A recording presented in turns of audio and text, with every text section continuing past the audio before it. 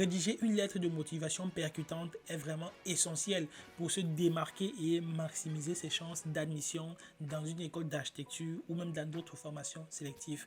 Voici mes meilleurs conseils. Dans ton introduction, oublie les phrases classiques comme depuis tout petit, je rêve de devenir architecte. Ça, c'est vu et revu, les amis, soyez original.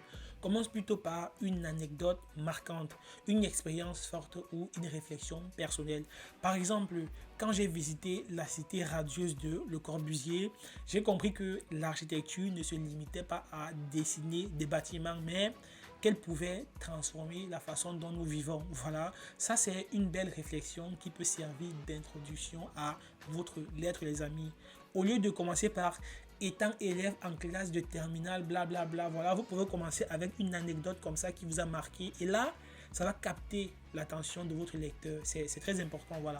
En deux, ne parle pas que de ton amour pour le dessin. Voilà. Beaucoup d'élèves, la plupart du temps, écrivent toujours « J'aime dessiner depuis toujours ». Voilà. Comment je le sais? Cela fait 3 ans que j'accompagne et aide les élèves qui souhaitent entrer en école d'architecture. Chaque année, ils sont nombreux à m'envoyer leur lettre de motivation pour que j'y jette un coup d'œil. Voilà. C'est marqué dessus à chaque fois « J'aime dessiner depuis toujours ». Une chose très importante, les amis, l'architecture, c'est bien plus que du dessin. Au lieu de dire ça, mets plutôt en avant ta curiosité, ton sens de l'observation, ton intérêt pour l'espace et la société. Voilà. Si tu dessines beaucoup, parle plutôt de ce que tu observes et retranscris à travers tes croquis.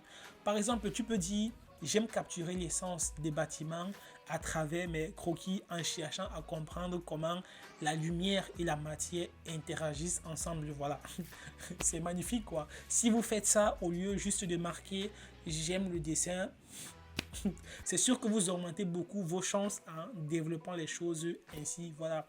Et aussi, une troisième chose, personnalisez vos lettres pour chacune des écoles. Voilà. Toutes les écoles d'architecture ne sont pas pareilles. Chaque école a sa façon à elle de fonctionner. C'est la raison pour laquelle c'est vraiment important de ne pas juste rédiger une lettre générique que vous allez copier-coller à toutes les écoles. Voilà. Personnalisez vos lettres pour chacune d'entre elles.